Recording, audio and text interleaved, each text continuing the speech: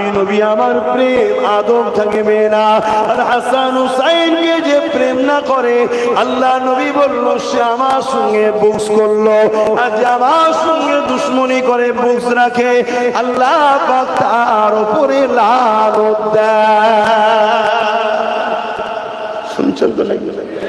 তাহলে 72 দল, দাড়ি টুপি নামাজ রোজা হজ জাকাত সব থাকবে, এরপরও জাহান্নামে যাবে। কারণ কি? একটা নবীর প্রেম ও আদব অন্তরে থাকবে না।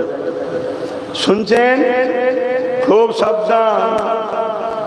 রাগারাগি করে দাদা হুজুরের আওলাদ পছন্দ নয় বাদ দিতে কি জানা, কিন্তু দাদা হুজুর ছেড়ে 5 হুজুর ছেড়ে নূরপুরের লোক খোদার মারে পড়ছো, বুঝতে পারছো না? পারোনি হাড়ে হাড়ে অনেক তখন গোলালু তৈরি হয়ে গেছে, ভোলা হয়ে গেছে নূরপুরে অনেক ভোলা আছে, মহব্বত সে ভালোবাসা আছে না? আর এই ঘোলাটা করছে কারা? ইসলামের দুশমনেরা। এই যে একচেটিয়া এক ডাকে সব এক জায়গায় হয়, এই মুসলমানদের এই একতাটাকে হতে দেওয়া যাবে না। এর জন্য নানা রকম চক্রান্ত করে আমাদের মধ্যে নতুন নতুন ফেরকা দল জামাত সব ঢুকিয়ে দেওয়া হচ্ছে। আর আমরা ভাবছি খুব ভালো লাগে। আরে তোর ভালো লাগে না আব্বাস সিদ্দিকীকে বাদ দে না। হতে পারে আমি মানুষ সবার কাছে সমান হতে পারি নাকি? এই একটা মানুষ সবার কাছে কি প্রিয় হতে পারে? আমি খারাপ যদি কারণ যদি বাদ দে না, কিন্তু তুমি আমার বিরোধী করতে গিয়ে, আমাকে বাদ দিতে গিয়ে দাদা হুজুরের থেকে দূরে গিয়ে আহলে সুন্নাত ওয়াল জামাতের আকীদা ছেড়ে দিয়ে জাহান্নামের এই 72 ফেরকা হচ্ছে না? এটা মাথায় রাখা দরকার আছে না? তুমি যাদের সঙ্গে দল করছো তোমাদের আকাবেররা ইমামে হোসাইন হুজুরের কে সমালোচনা করে না? আসামির কাঠগড়ায় তোলে না তো? কেন অনেকে বলে হোসাইনের কি দরকার ছিল কারবালায় যাওয়া? অনেকে বলে।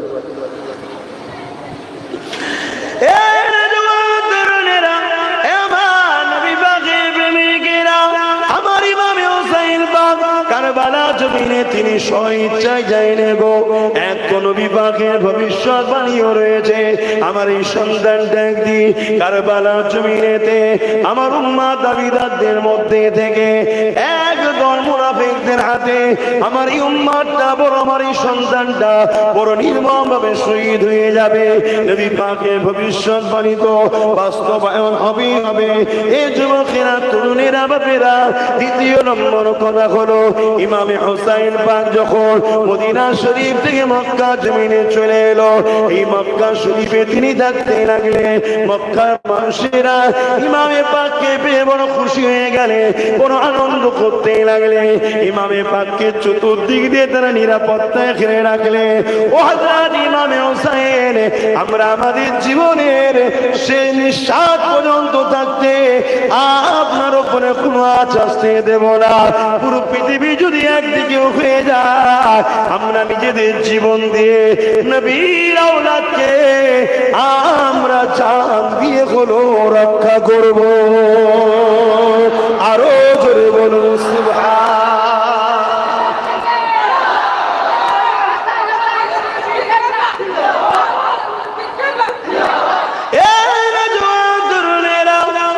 ইমামে পাক মক্কা জমিনে রয়েছে, কুফা থেকে চিঠি এসে যায়, ও হযরত ইমামে হোসাইন এই যে জোর করে বায়াত গ্রহণ করাচ্ছে। আমরা কুফার মানুষেরা এজিদের হাতে বায়াত নিতে চাইছি না, কারণ এজিদ হলো চরিত্রহীন, এজিদ হলো জালিম, এজিদ হলো অত্যাচারী, এজিদ হলো বদমাইশ, এজিদ হলো লুটেরা, এজিদ রাসূলুল্লাহ দ্বীনের দুশমন। এজিদের হাতে আমরা বায়াত হতে চাইছি না।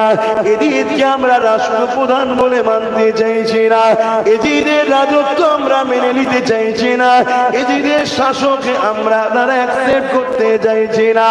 এই মেসেজ যখন ইমামে হোসাইন পাকের কাছে চলে আসলো, ইমামে হোসাইন পাক সাহাবা হুজুরদেরকে দেখাতে লাগলে, এ মক্কা সাহাবারা, মক্কার মানুষেরা দেখেন, কুফার মানুষেরা আমি ইমামে হোসাইনকে তারা ডাকছে, তারা আমার কাছে বায়াত হবে, তারা এমন করে জিদকে মানতে চায় না। আজকে নূরপুরের লোক দাওয়াত দিয়েছে, আসেন দিন শিখাবেন, হক কথা বলবেন, ইসলামের কথা বলবেন। আমি যদি বলি যাবো না তোদের এলাকায়, কাল তো আপনারা বলতে পারেন যে আমরা দিন শিখবো বলে ডেকেছিলাম, আল্লাহ আসেন ঘরে, কে? তাহলে সত্যের মেসেজ তো দিতে হবে নাকি? তো ইমাম পাক যখন এ কথা বললেন, সাহাবারা বললেন না ভাই হোসাইন আপনাকে যেতে দেব না। কেন? কুফার মানুষেরা আপনার আব্বা হযরতে মাওলা আলীর সঙ্গে মুনাফিকি করেছে। হযরতে মাওলা আলীকে শহীদ করেছে কারা গো? বলেন বলেন বলেন। ফজর বেলা হুজুরের পিছনে নামাজ পড়েছে। কুফার মসজিদ দামেস্কে পুরো মেন মসজিদ। যুবক ছেলেরা যদি চাও যাও, যে দেখে আসো। ইরাকে রয়েছে এখন, যাতায়াতের ভিসা টিসা দিচ্ছে, যাও ঘুরে আসে। সুযোগে কবে আবার বন্ধ হয়ে যাবে পুরো ঠিক নেই। সামনে বছরে আমি যাওয়ার নিয়ত করছি ইরাকে। যদি কেউ আমার সঙ্গে যেতে চাও, নিয়ত যদি করো যোগাযোগ করবে। আমি গিয়েছিলাম একবার, আবার একবার যাবো।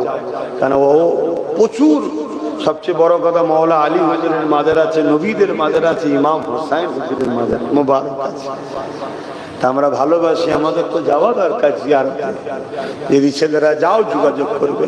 তো কুফার জামে মসজিদে হুজুর নামাজ পড়াচ্ছে, হুজুরের সাথে নামাজ পড়তে এসেছে, এসে হুজুরকে শহীদ করেছে। আর বলো বলো, মুসলমান তো কিন্তু মুনাফিক। তা আজ মুনাফিক আছে। হযরত আলীকে যদি শহীদ করতে পারে, আমাদের মসজিদ, মাদ্রাসা, কবরস্থান, ঈদগাহকে মুসলমান শেষ করবেন। মাথায় কথাগুলো নেবেন, পয়েন্টগুলো। আর আমার মতো ছোটখাটো নবীর গোলাম, আহলে রাসূলদের গোলাম, দাদা হুজুরে আওলাদ আমাকে গাল দেবে না? হতে পারে? বাপেরা, নওজোয়ান তরুণেরা, হযরত ইমাম হুসাইন পাকে সাহাবারা বলতে লাগলেন, ওই কুফা মানুষদের উপর বিশ্বাস করা যায় না। তারা আপনার আব্বাজান হযরত আলীর সঙ্গে তারা ধোঁকা দিয়েছে।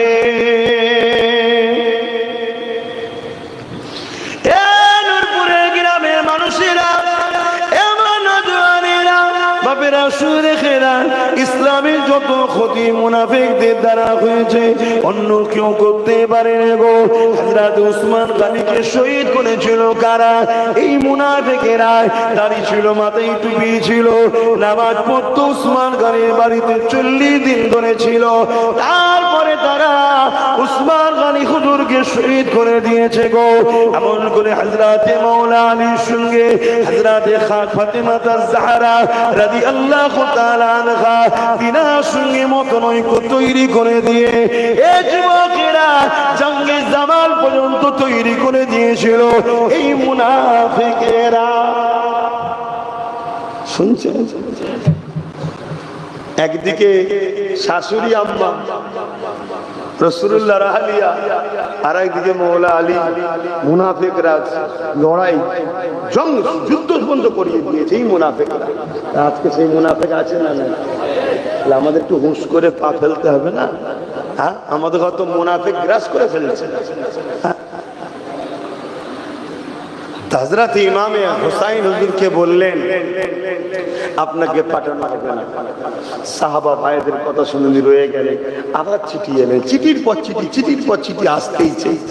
লাস্টে একটা চিঠি এসেছে, যে চিঠিতে প্রচুর মানুষ কুফাবাসী সই করেছে যে হযরত ইমামে হুসাইন পাক আপনি আসুন, আমরা আপনার হাতে বায়াত হব। আমরা কুফার মানুষ অপেক্ষায় আছি, আমরা আপনার নানা দিনের উপরে মানি, আমরা তার উপরে থাকি। আমরা এই বেঈমান, এই মুনাফিক, এই ইজিদের হাতে বায়াত হতে চাই। হযরত ইমাম হুসাইন পাকে চিঠিটা পাওয়ার সাথে সাথে সাহাবা হুজুরকে দেখাতে লাগলেন এবং বলতে লাগলেন, ও নবী, সাহাবা ভাইরা, আর আমি হুসাইন থাকবো না। দেখো দেখো কত হাজার হাজার মানুষ সই করে দিয়েছে, আমাকে যেতে হবে।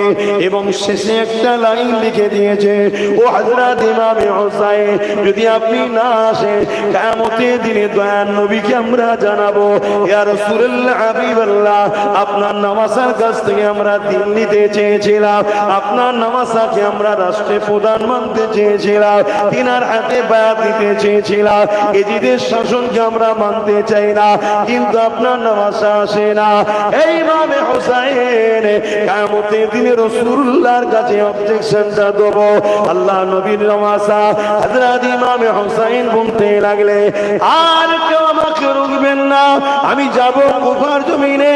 সাহাবা হুজুররা তখন বলতে লাগলে, ও ভাই হযরত ইমামে হুসাইন, আপনার যখন এতই যাবার আগ্রহ হয়েছে, তার একটা কাজ করো, আগে আপনার পক্ষ থেকে কাউকে একটা প্রতিনিধি পাঠান, যে আগে কুফার জমিনে চলে যা, কুফার মহলগুলো দেখো, দেখে দিয়ে তিনি চিঠি করলে তারপরে যাবে। এই জন্য হযরতে ইমামে মুসলিম হুজুরকে, হুসাইন হুজুরেরই ভাই হয়, হযরতে মুসলিম হুজুরকে পাঠিয়ে দিলে। এ নওজওয়ানেরা, ইমামে মুসলিম হুজুর চলে গেলে, সঙ্গে দুটো বাচ্চা ছিল, মুহাম্মদ আর ইব্রাহিম, নিজের বাচ্চা দুটোকে নিয়ে চলে গেলে। যাবার পর কুফার মানুষেরা ইমামে মুসলিম হুজুরকে পেয়ে বড় আনন্দ প্রকাশ করলো, বড় ইস্তেকবাল করলো, বড় স্লোগান দিল। এবং ইমামে মুসলিম হুজুরের হাতে একজন দুজন নয়, 40,000 উপরে মানুষ বায়াত অ্যাকসেপ্ট করে নিলে। এই মেসেজটা ভালো না খারাপ? ইমাম মুসলিম হুজুর দেখলেন চতুর্দিকে আবহাওয়া, সবাই হুজুরকে বড় ইস্তেকবাল করছে, সম্মান করছে। পিয়া ভাই, আমরা ইতিহাস পড়েছি এবং মায়ের কোল থেকে ছোটবেলা থেকে ইতিহাস শুনেছি, শুনে আমরা বাইরে বেরোই, পড়ে বাইরে বেরোই, মানুষ জানি আজও আমার কওমের মধ্যে প্রচুর গাদ্দার আছে। এরপরও কিন্তু আমরা হকের পক্ষে কথা বলি, এরপরও আমরা মানুষকে বিশ্বাস রেখে তার সাথে মিশি। শুনছেন তো নাকি? আর এরপরও আমরা জানি হাতের 5টা আঙুল সমান নয়, কিছু লোক গাদ্দারি করে। আমরা সবকিছুকে নিয়েই আমরা চলি। কেন? আমার ইমাম পাকের সঙ্গে যদি ধোঁকা হতে পারে, আমি তো কোথাকারের খেয়ে, আমার সঙ্গে হবে না, হতে পারে। তারপরেও কিন্তু আমাদেরকে হক কথা বলতে হবে, হক পথে চলতে হবে। কেন? আমাদের পরীক্ষা এটা দুনিয়া, সম্পূর্ণটা পরীক্ষা। কি ফায়সালা ওটা আল্লাহর পক্ষ থেকে হবে। আমাদের ইরাদা থাকবে আমি হকের পক্ষে থাকবো।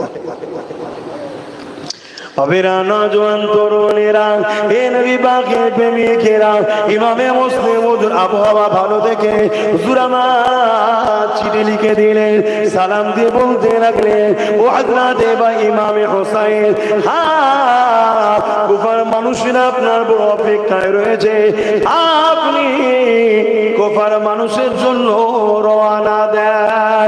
এ যুবকেরা, ইমামে মুসলিম হুজুর চিঠি ছেড়ে দিল। যে চিঠিটা ছেড়ে দিয়েছে, সঙ্গে সঙ্গে জিদ কুফার যে গভর্নর ছিল তাকে চেঞ্জ করে দিয়ে একটা বড় জালিম অত্যাচারী খুনি মারওয়ানকে বসিয়ে দিল। যে বড় অত্যাচারী, বড় জালিম, বড় খুনি। কেন? আগে যে ছিল গভর্নর, সেই ইমাম মুসলিম হুজুরকে ঠিক রুখতে পারছে না, কন্ট্রোল করতে পারছে না। এজন্য কি করলো? বড় করে আরো বড় বদমাইশ, আরো বড় জালিম, আরো বড় গুন্ডা, আরো বড় খুনি তাকে বসিয়ে দিল, মারওয়ানকে। আজ যদি আমরা সমাজে দেখি, খারাপ যদি না একটু আলোচনা করতে পারি তো নাকি? আপনারা আমাকে ভালোবাসেন তো নাকি? মুরব্বীরা সন্তানের মতো, ভাইয়েরা ভাইয়ের মতো ভালোবাসেন তো নাকি? একটু হাত তুলে দেখান। আলহামদুলিল্লাহ। বাস্তবের সঙ্গে মিলাতে হবে তো নাকি? আজ আমরাও সমাজে দেখছি কি দেখি, আজকে ছোট ছোট এজিদগুলো, আজকে ছোট ছোট এজিদগুলো সেই নবী খানদানকে কোনোভাবে রুখতে পারছে না, একটার পর একটা গুন্ডাকে চেঞ্জ করছে, একটার পর একটা গুন্ডাকে চেঞ্জ করছে। এখন ঠিক মারওয়ান মার্কা একটা গুন্ডাকেই বসিয়েছে, দেখছেন না? খবর টবর রাখেন তো নাকি? ওইদিকে এজিদদেরই লড়ের লোক, সব এক ক্যাটাগরি, তাদেরকে রুকার জন্য চেষ্টা করছে না, সেই নবী খানদানটাকে রুকার জন্য দেখুন কত চেষ্টা করছে। কেন? একটাই লক্ষ্য, হোসাইনি না আগে যায়।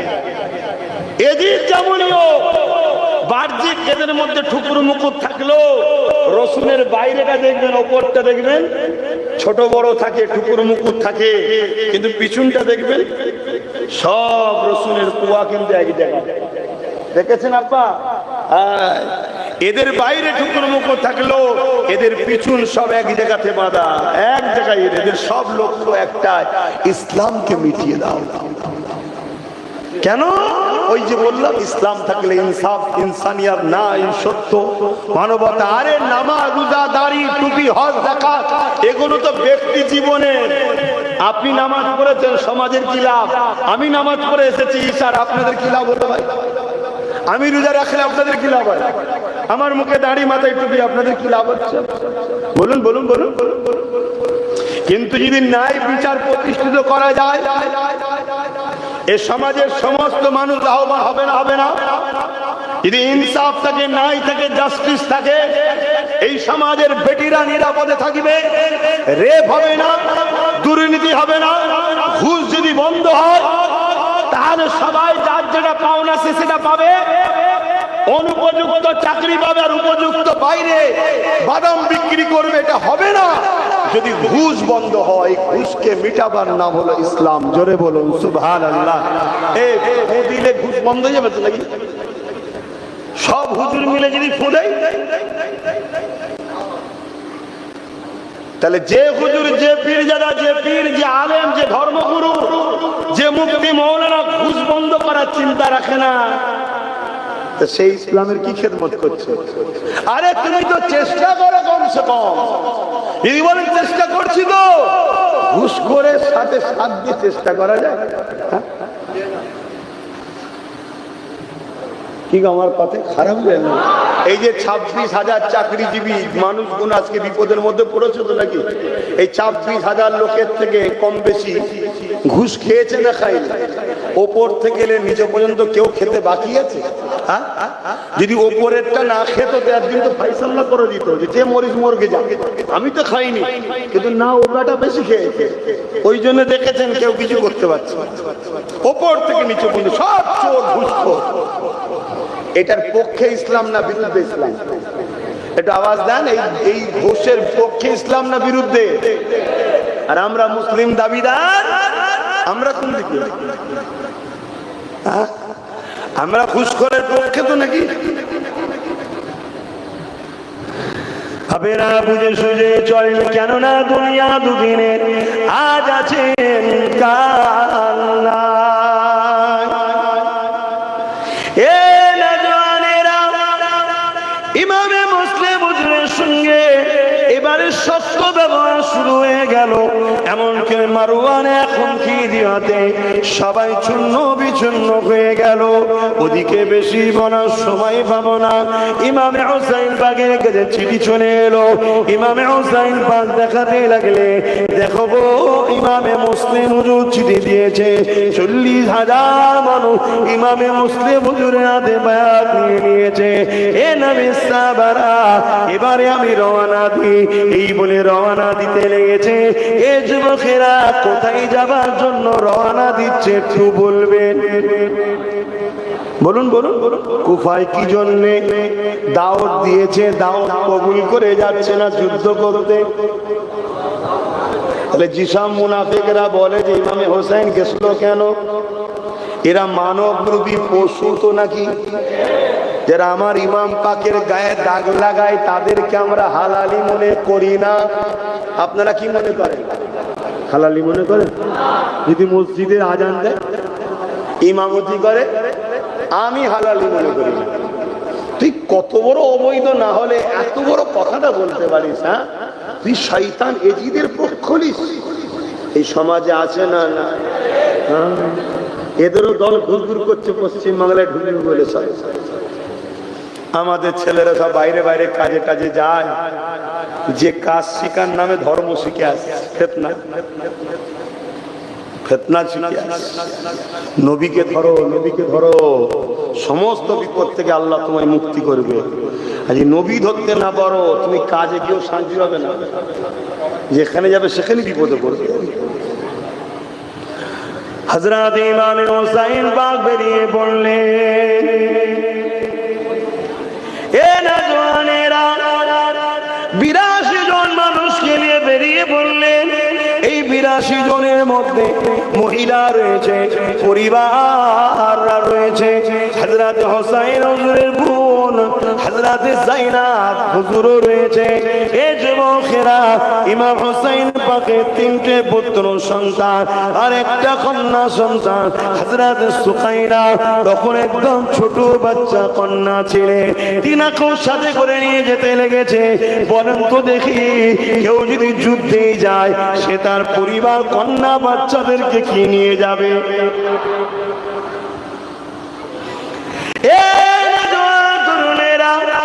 এইভাবে যখন রওনা দিলেন, যেতে যেতে যেতে এদিকে খবর হয়ে গেল আমল করে ইমাম হুসাইন কুফা থেকে রওনা দিয়ে দিয়েছে।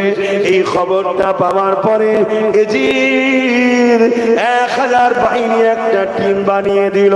ওই দলের নেতৃত্ব দিয়েছিল হুর বিন এজিদ নামে একটা ব্যক্তি, তিনি ওই দলের নেতৃত্ব দিতেছিলেন। এই 1000 টিমকে নিয়ে ইমাম হুসাইন বা হুজুরকে রাস্তায় আটকে দিল। এই রাস্তায় আটকে দিয়েছে, আপনাকে কুফার জমিনে যেতে দেওয়া হবে না, আপনাকে এমন করে বায়াতের জন্য এজিদের কাছে যেতে হবে। ইমামে হুসাইন পাক, এ যুবকেরা, তরুণেরা, বাপেরা 3 দিন ধরে এজিদ বাহিনী ইমামে হুসাইন পাকের রাস্তাকে আটকাচ্ছে, পাচ্ছে না। কখনো এদিকে চলে যায়, কখনো ওদিকে চলে যায়। এই রকম দিন যেতে যেতে প্রথমে 1000 কাফেলা এলো, তারপরে 4000, তারপরে 5000। এইভাবে যখন 9 মুহররম এসে যায়, ইমামে হুসাইন পাককে রুকার জন্য 22000 সৈন্য চলে এসেছে। ভেবে দেখেন, এক হুসাইনকে রুকার জন্য 22000 লোক এজিদ পাঠিয়েছে। বললেন না সুবহানাল্লাহ? এখানে পাওয়ারটা কার হচ্ছে? আমার ইমাম পাকে। একজনকে রুখতে গিয়ে 22000। শুনছেন? সামান্য উদাহরণ দেখলেই বুঝতে পারবেন আমার মতো হুজুরের জুতো বড় উপযুক্ত হয়েছে পেরেছি কি আমি জানি না। আমি অত সম্মানও পেয়েছি কি জানি না, ইমাম পাকে জুতো বড় উপযুক্ত হয়েছে কিনা। শুনছেন কি বলছি? আমি আব্বাস সিদ্দিকী কি বলছি শুনছেন? আমি ইমাম পাকে জুতো বাবারও উপযুক্ত হতে পেরেছি কি জানি না। ইমাম পাকে শান বোঝেন আপনারা? তা আমার মতো ছোটখাটো লোককে ধরার জন্য ভুলে গেছেন নাকি আপনারা? হ্যাঁ, ভুলে গেছেন। যদি রাত্রিরে 2500 পাঠাতে হয়, তাহলে ইমাম পাকের জন্য 22000টা বেশি ছিল না কমই পেটিয়েছে? কমই পেটিয়েছে। আরো তাহলে পরে এসেছে না আসে না? হ্যাঁ, অনেক রয়াতে আছে, আরো এসেছে। কিন্তু 9 মুহররমে এই 22000 এসেছে। শুনছেন? অসুবিধা হচ্ছে? এই 22000 সৈন্য এসে হাজির হয়ে গেল। ইমামে হুসাইন পাককে ঘিরে ফেলেছে। ইমামে হুসাইন পাক এমন করে একটা প্রস্তাব পাঠালো। এর বীজখানে কিন্তু অনেক কিছু ঘটেছে, সব ধারতে বলতে গেলে একদিনে হয় নাকি ভাই? আমি তো মেন জিনিসগুলো বুঝাচ্ছি, এর মধ্যে অনেক হয়েছে। প্রথম এই যে হুর বললাম, ওই হুর আমার ইমাম হুসাইন পাকের প্রথম থেকে একটু কিন্তু দুর্বল ছিল, মানে জুলুম করতে চায় না, নবীর খানদানের সম্মান করছিল। কথা বুঝে আসছে? এসব অনেক এর বীজখানে আছে, সব বলতে গেলে তো বাপ তো এক হাত থেকে পড়ানোর মতো পড়াতে হবে। তাহলে হযরত ইমামে হুসাইন পাক এজিদ বাহিনীর কাছে একটা পয়গম পাঠিয়ে দিল। কি পয়গম? আজ রাতটুকু এখানে আমরা কোনো ফিতনা ফাসাদ না করে যে যার এলাকায় তাঁবুতে থাকবো। এই কথাটা শুনে সীমার একটু নিঃশ্বাসটা ফেললো, বাঁচার নিঃশ্বাস। সবাই বলতে লাগলো এই নিঃশ্বাস কিসের? যা হোসাইন মনে হয় ভয় খেয়ে গেছে, বায়াতটা মনে হয় নিয়ে নেবে।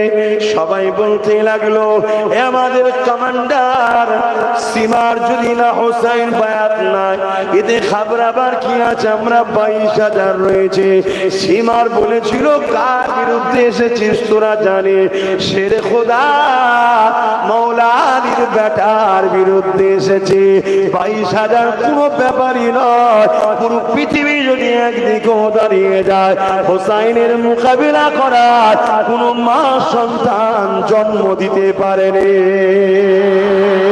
আরো জোরে বলুন সুবহান।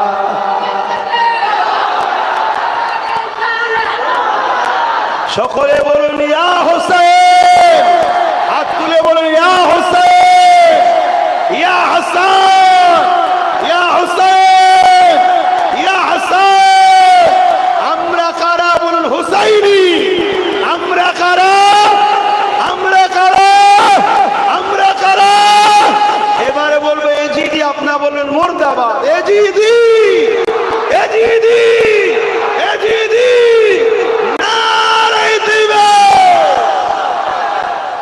কিয়ামত পর্যন্ত হোসাইন হাসান নাম রাখবে, কেউ এজিদ নাম রেখেছেন নাকি?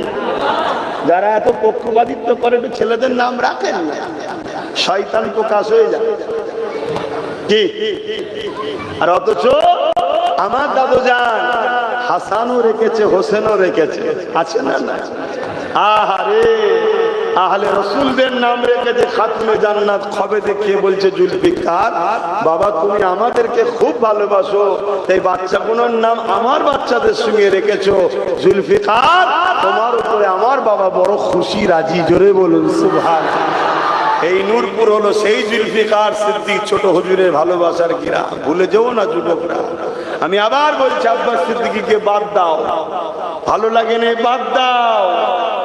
আমার ডিউটি বাপ, আমি আমার রাস্তায় হক কথা বলছি, তোমার ব্রেনে নাও ঢুকতে পারে, তোমার আমাকে পছন্দ নাও হতে পারে, বাদ দাও। দাদা হুজুর 5 হুজুরকে ছেড়ো না। সারা রাত কেটে যেতে লেগেছে। ইমামে হোসেন বাগ তাবুর মধ্যে খুতবা দিতে লেগেছে, পরিবার স্বজন দিওকে বুঝাতে লেগেছে। তাহাজ্জুদে নক দিতে যায়, নামাজ পড়ে নিয়ে তাহাজ্জুদে কোরআন তেলাওয়াত করতে লেগেছে। বাকি যে যার সীমার মধ্যে ঘুমাতে লেগেছে। এই যুবকেরা শুনে রেখে দেয়, এই সময় ইমামে হোসেন পাক কোরআন তেলাওয়াত করতে করতে কিছু সময় যাবার পর নানা জান নবী মুহাম্মদ সাল্লাল্লাহু আলাইহি ওয়াসাল্লামের সঙ্গে দিদার হতে লেগেছে। আল্লাহ নবী বলতে লেগেছে, ও হযরত ইমামে হোসেন, ও হযরত ইমামে হোসেন, যে ওয়াদা তোমার সঙ্গে আমার ছিল নানা, ওই ওয়াদাকে তুমি পালন করো নানা। কি ওয়াদা ছিল? রাসূলুল্লাহ জানে, ইমাম হোসেন জানে, আল্লাহ ভালো জানে। তবে আমি আপনাদের কাছে সংক্ষেপে এতটুকু বলতে পারি, আল্লাহু আলাম, আল্লাহ ভালো জানে। তবে যখন ইমামে পাক শহীদের দিন এসে যায়, আগিয়ে যাচ্ছে, চলে আসো, যে কথা বলছিলাম, এ নওজওয়ানেরা, ওই সময় ইমাম হোসেন পাক ঘুম থেকে উঠে বোন জাইনাবকে তুলতে লেগেছে। হযরত জাইনাব দেখতে লেগেছে, ভাই বোন আনন্দ খুশিতে রয়েছে। কি ব্যাপার? ওই সময় বলতে লেগেছে, জাইনাব রে, এ আমার বোন, শুনে রেখে দাও, আল্লাহ যত কঠিন পরীক্ষায় নিক না কেন, ধৈর্যের সঙ্গে থাকবে, সবরের সঙ্গে থাকবে। খবরদার ধৈর্য হারা হবে না, সবর হারা হবে না, আল্লাহর উপরে ভরসা রাখবে। নানা জানে দিদার পেয়েছি, নানা জানাবে কৌসারের পানি নিয়ে দাঁড়িয়ে আছে। বলতে লেগেছে, নানা ওয়াদা পূরণ করো, চলে আসো, কৌসার পান করাবো। আরো জোরে বলুন সুবহানাল্লাহ।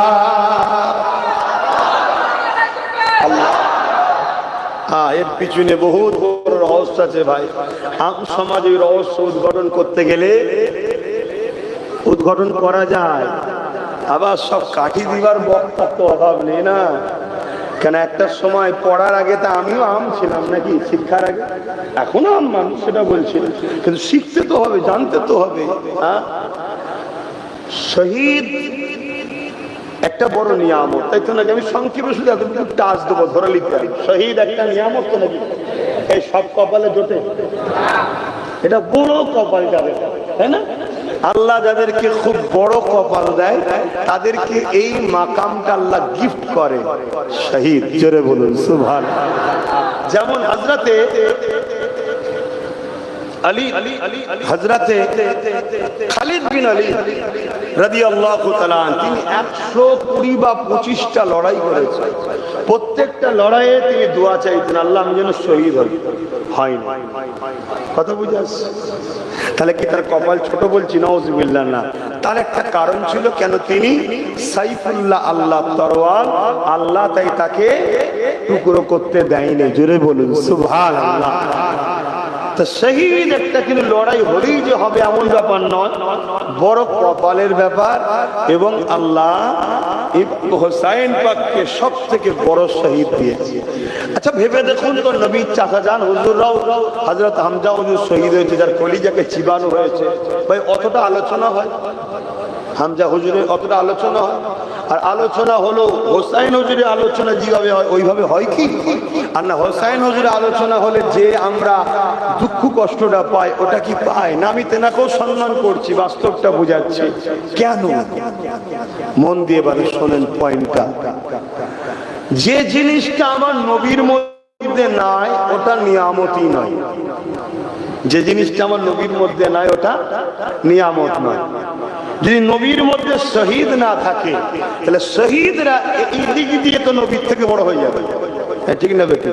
কিন্তু নবী কি শহীদ হয়েছে? জাহিরি নজরে বলছে, কোন ময়দানে গিয়ে তিনাকে কি জালিমদের অত্যাচারে আল্লাহ তিনার কি ইন্তেকাল করিয়েছেন? শহীদ দুই ধরনের হয়, একটা রুহানি, একটা জাসমানি। তো ইমামে হোসাইন পাক হুজুরের শহীদ তার হাকিকাতে মুহাম্মদ রাসূলের শহীদ। এই মাকাম ইমাম হোসাইন পাক দ্বারা আল্লাহ পাক করিয়ে দিচ্ছেন। কেন? আল্লাহ ওয়াদা করেছেন যে আমি আমার বন্ধুকে জালিমদের হাতে কতল হতে দেব না। তাহলে একটা ওয়াদা। আবার বলছে যেটা আমার নবীর মধ্যে নেই সেটা নিয়ামত নয়। আর নবী বলছে হাসান হোসাইন আমার থেকে, হোসাইন আমার থেকে, আমিও হোসাইনের থেকে। তার মানে কি? হোসাইনের শহীদ তার হাকিকাতে শহীদে মুহাম্মদ সাল্লাল্লাহু আলাইহি ওয়াসাল্লাম। এজন্য এই শহীদ এত স্মৃতি, এত দুঃখ, এত কষ্টের সাথে হয়। কথা বুঝে আসছে? এই মাকাম আমার হুজুরের মধ্যে যদি না থাকতেন তাহলে শহীদের তো কোনো দরজাই থাকতো। তো যাক, এর থেকে বড় কথা আল্লাহু আলাম, আল্লাহ ভালো জানেন। তবে এই যে বলছে নানা ওয়াদাটা পালন করো, তা কি ওয়াদা নানার সাথে? আল্লাহ ভালো জানে, রাসূল ভালো জানে, হোসেন হুজুর ভালো জানে। তো পরের দিনে যে সকাল হলো, ইমামে হোসাইন পাক খুতবা দিচ্ছে। খুতবা মানে বুঝেন তো? বায়ান, বক্তব্য, আলোচনা। সামনে হাজার হাজার 22,000 এজিদ বাহিনী রয়েছে তাদের সামনে। তোমরা কি জানো না আমি হোসাইন সম্বন্ধে? এভাবে বলছি, আমি নবীর নওয়াসা হোসাইন, আমি নবীর জিহ্বা মুবারক চুষে বইছি, নবীর পিঠে কাঁধে চেপে ঘুরে বেরিয়েছি। বক্তব্যগুলো শুনবেন। নবী পাক আমাকে জান্নাতি যুবকদের সরদার বলেছে। জান্নাত থেকে আমার ইউনিফর্ম ড্রেস আসতো, জান্নাত থেকে আমার খানা আসতো, দরুদে নামাজে আমার উপরে দরুদ আছে।